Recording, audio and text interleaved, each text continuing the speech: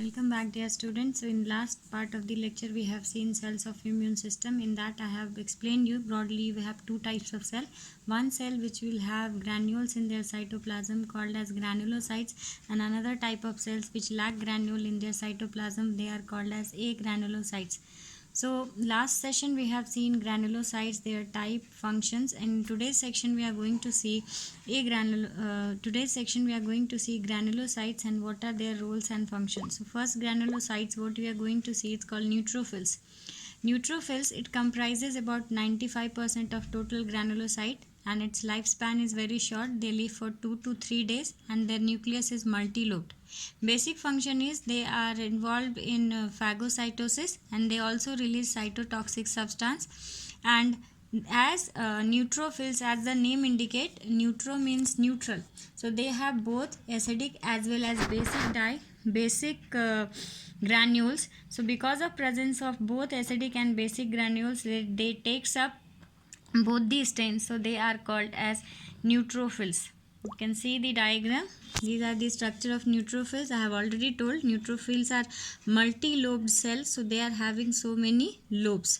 Now next type of cells of granulocyte is called eosinophils or acidophils. The eosinophils nucleus is bilobed and they contribute 2 to 5% of total WBC count, found in living respiratory system and digestive tract, and involved in allergic reaction and protects against infection caused by parasitic worms. So parasitic worm infection is basically controlled by acidophils, and acidophil count is increased, that is indication of any kind of parasitic infection. And as they takes up acidic stain, because granules are basic in nature, so they are called as eosinophils or acidophils. This is the structure of eosinophil. You can make out the difference. This particular nucleus is bilobed. Next type of granulocyte is called as basophil. Basophils, as the name indicate, they are going to take up basic stain. As they are going to take up basic stain, their granules will be acidic in nature. They are least number in among the population of granulocytes. They are 0.5 to 1% in population, and they are non-phagocytic in nature.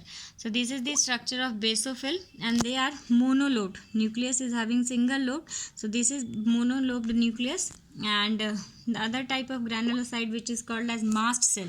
So mast cells are formed in bone marrow, and mast cells are filled with a granule. That granule is called histamine granule. Histamine is nothing. Histamine is amine derivative of amino acid histidine. It is involved in type 1 or immediate hypersensitivity reaction, and they are also very good antigen presenting cell for T helper cells. So how they are involved in type 1 hypersensitivity, we will try to understand with this particular diagram.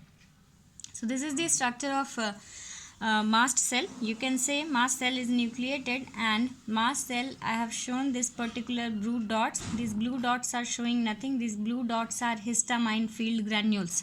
So cytoplasm is having histamine granule, and you can see on the surface of it, it has a receptor. That receptor is Fc receptor for IgE. So usually what we know, when any kind of antigen comes, that antigen binds with the B cell receptor.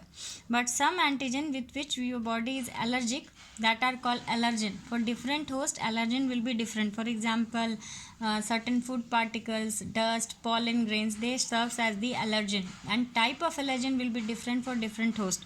So when allergen will enter, that allergen will form a complex with IgE. This IgE allergen complex will bind to the Fc receptor present on the surface of the mast cell. This is called first interaction with allergen IgE complex. After this, upon second encounter with the same allergen, there will be cross reactivity. You can see there is cross reactivity, and due to this cross reactivity, histamine granule present in the cytoplasm will be burst, and it will be released in the circulation. So histamine granule will be releasing in circulation. Histamine are pharmacoactive compound, and they leads to type 1 hypersensitivity. So it completes granulocytes, means such type of cells which have granules in their cytoplasm. Will quickly revise. So in granulocytes, you have types of granulocytes depending upon the chemical nature of the granule present. Neutrophils, they are multi-lobed, and granule present are both acidic and basic, so they takes up the both these stains. That's why they are given the term neutrophils. Next is eosinophils. They takes up acidic strain, so they are called as eosinophils. Granules are basic in nature and they are bilobed. And basophils takes up basic stain because granules are acidic in nature and nucleus is monolobed. And last one is mast cell, which is filled with histamine granules and play important role in hypersensitivity or type 1 hypersensitivity or immediate hypersensitivity. Thank you.